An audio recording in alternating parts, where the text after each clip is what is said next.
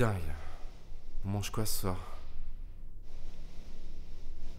Attends, tu te fous de ma gueule là? T'as rien à foutre de ta journée à part t'occuper du gamin et de la baraque et tu vas me dire que rien n'est prêt parce que t'as pas eu le temps.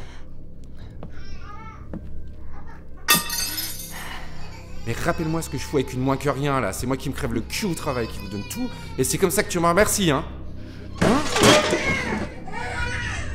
Putain, mais qu'est-ce qu'il a encore ce gosse? Allez, bouge ton cul là, va voir ce qu'il veut. C'est feignasse.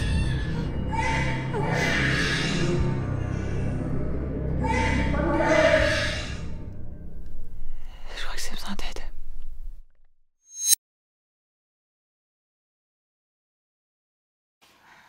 Je suis là justement pour ça.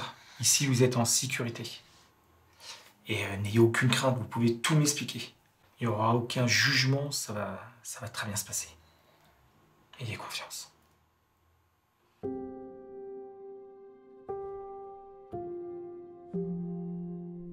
Vous savez, j'ai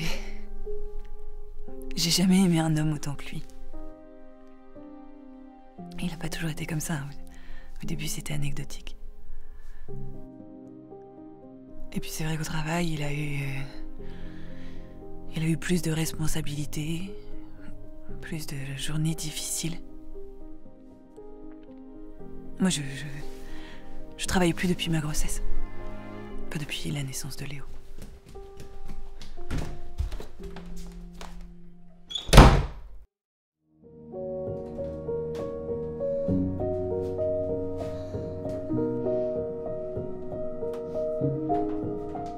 Comment je vais faire pour gérer seule?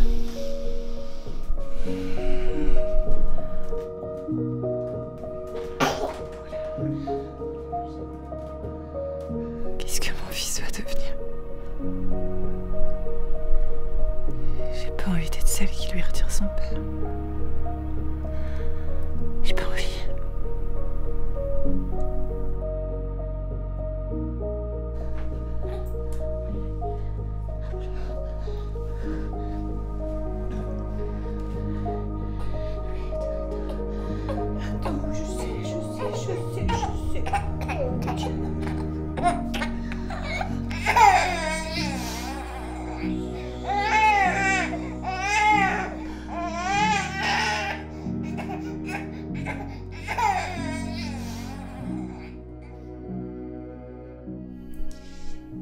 Les critiques, les insultes, les humiliations, c'est devenu quotidien.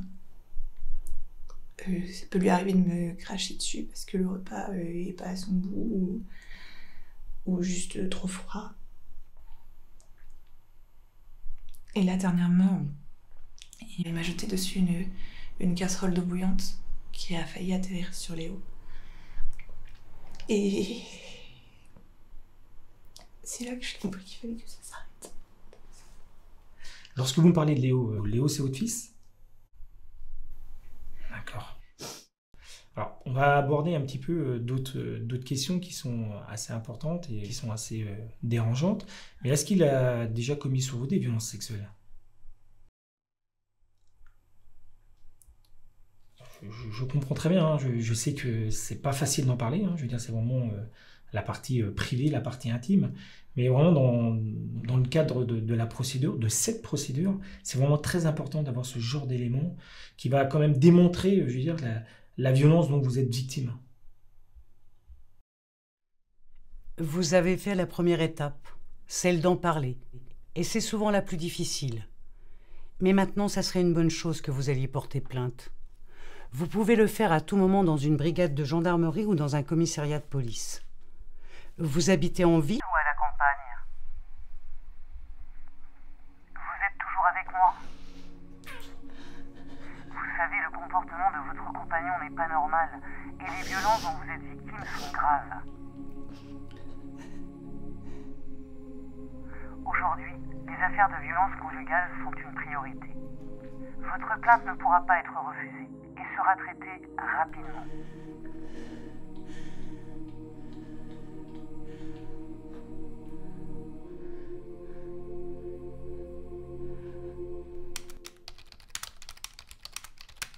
On vient de de finir donc, la partie audition. Maintenant, on va passer sur la partie médicale. Je vais prendre contact avec l'UMJ. Alors l'UMJ, c'est l'unité médico-judiciaire, structure dans laquelle vous allez être examiné par un médecin légiste. Donc ce médecin... Médecin légiste.